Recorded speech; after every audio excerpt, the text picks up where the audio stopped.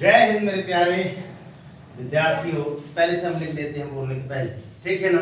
अब यहाँ पे हम आपको लेकर आए हैं समीकरण हल कैसे करें। ये आपके सवाल है, सवाल नंबर 1।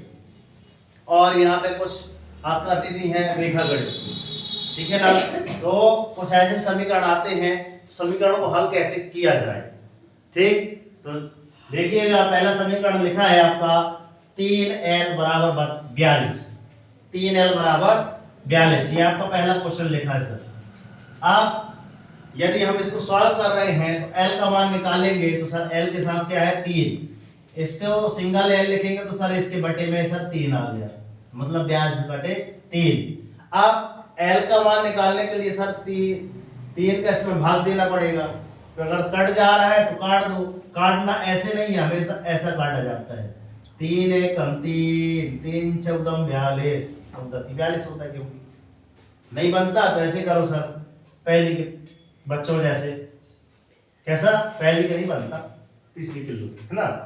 42 बीच में लिखो, 3 का ऐसे भाग दे दो। 3 एकम 3, फिर कितना उतार लायक, यहाँ पे 1 बचा, उतार लायक 2, 3 एकम 3, 3 चौको 12। बात समझ आ रही है? यहाँ पे 0, तो कितना आ गया आपका l बराबर 14। अब सर हमारे पास तो पुस्तक है सर, मगर पुस्तक में क्या है, उत्तरमाला है। तो क्या उत्तरमाला देखें, हमको यकीन तो हो जाए, संतुष्टि मिल जाए कि हमारा उत्तर सही है।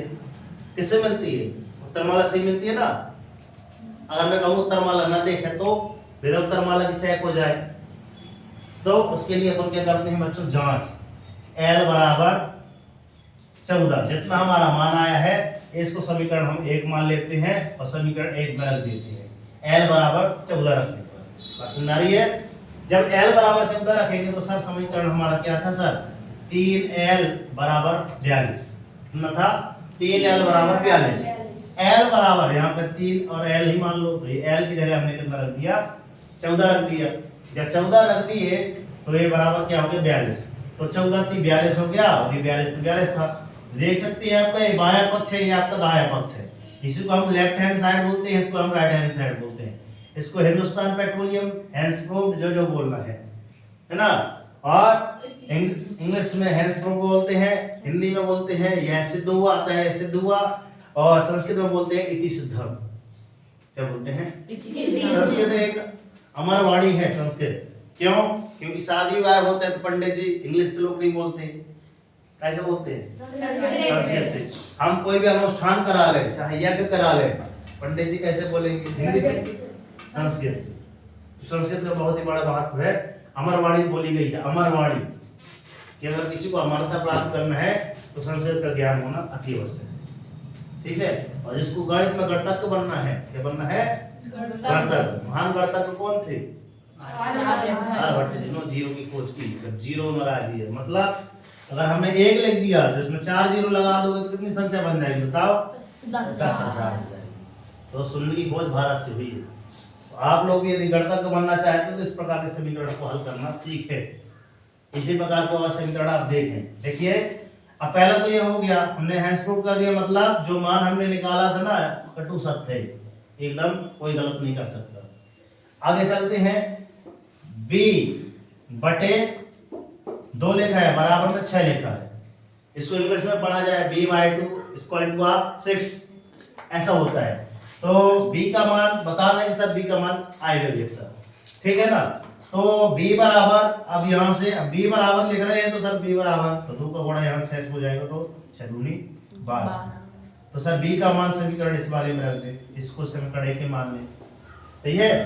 ये समीकरण है आपका, जहाँ पे आपको कितना लिखा है सर, b लिखा है, उधर क्या रखते हैं 12। कितना रखते हैं? 12। सर हमने 12 लिख दिया, बटे में कितना लिखा था? 2 लिखा तो 2 लिख दिया, 6 का 6 उतार दिया। हम क्या उतारते? फिर आपका 2 एकम 2, 2 छक्के 12, तो अर्थात आपका 6 बराबर 6। देख सकते हैं सर, ये बायां पक्ष है, वही आपका दायां पक्ष है। Sir left hand side is equal to right hand side, is that हैंसप्रूफ।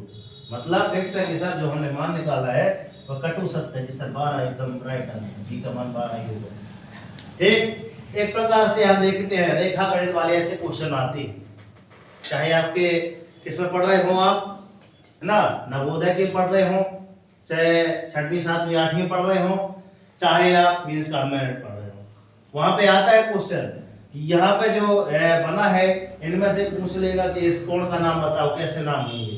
तो यही 4 ऑप्शन लिखे रहेंगे, इनमें से कोई एक ऑप्शन सही होगा कि इस वाले का नाम क्या होगा। कोई बताएगा कौन सा ऑप्शन है is the right answer? Hand raise करें, हैंड रेज करें। नहीं बने तुम यहाँ भी बोलती है। हाँ आगे, ये भगवान 1 2 3 4। हाँ बताओ। चौथा कौन D A B is the right answer. अगर मैं इसका पूछा, क्यों अभी तो बताया मैं, क्या डी ए बी अर्थात जिसका कोण बनता है वो हमेशा बीच में होता है। मान गया ना ऑब्जेक्टिव। मैं जितनी बार बताऊंगा उस नया तरीका जरूर बताऊंगा, है ना, ध्यान रखना इस चीज का। समय कितना हो गया? 6:30। ठीक है, तो बात समझ आ रही है। तो अगर हम चलते हैं सर कि अगर इन कोण का नाम बताना है ए बी सी, तो कोण ए बी सी लिखा है तो मतलब सर बीच में क्या लिखा है सर? बी, अर्थात कोण बी की बात हो रही है।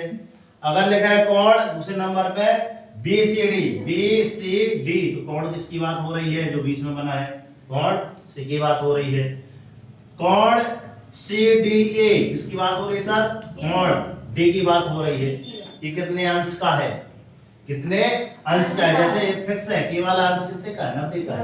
आओ चांदा से नाप भी देंगे, 90 अंश निकल के आएगा। ठीक है, कोण डी ए बी फिक्स है, ये आपका चांदा रहता है, ये आपको यहाँ पर रखना होता है ऐसे में। और बिल्कुल देखो बीचों बीच आ रही है ना लाइन, आ रही है 90 अंश का है।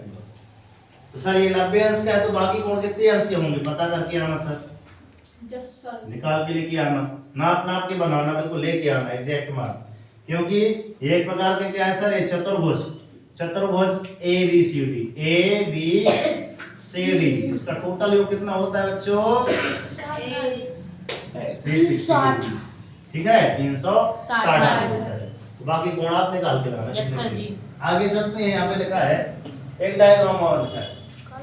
ए नंबर पे लिखा है कोण डी ओ ई, सर डी सर ओ है, ये है ओ हो और ई। तो ये जो बी बिंदु है यह इसके आंतरिक में बना है कि बाहर भाग में बना है? किसमें लिखा है सर? अभ्यंतर में। क्या लिखा है आपके में? अभ्यंतर में अंदर बना है ना।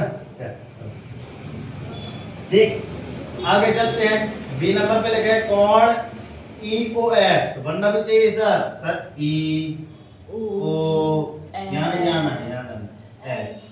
तो बिंदु जो सी है आपका कहाँ है? बाहर में, मतलब बाहर।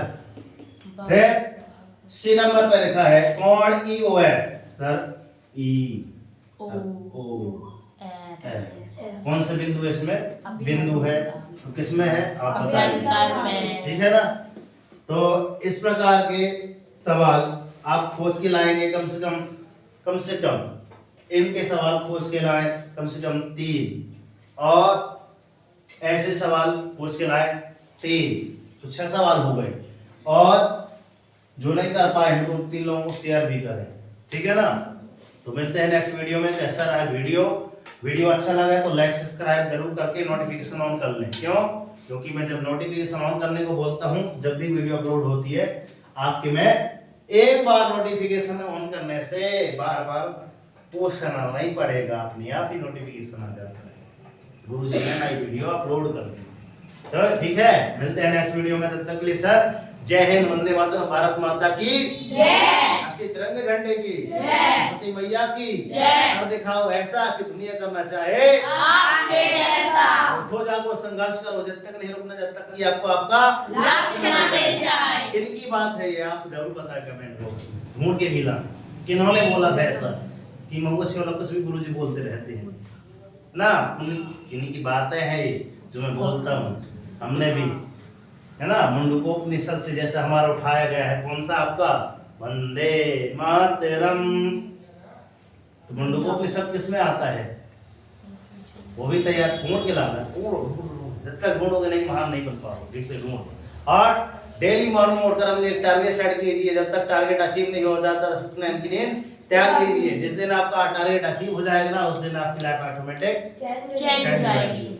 मुंह ऐसा था तब ऐसा हो जाएगा। ठीक है।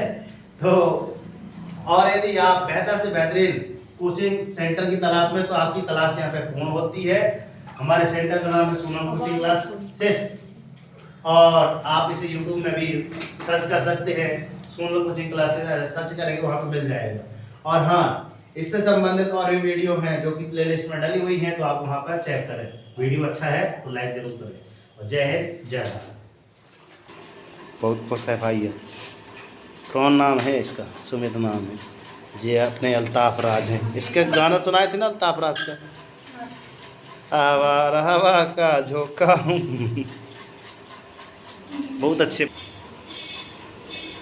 जय हिंद जय हिंद।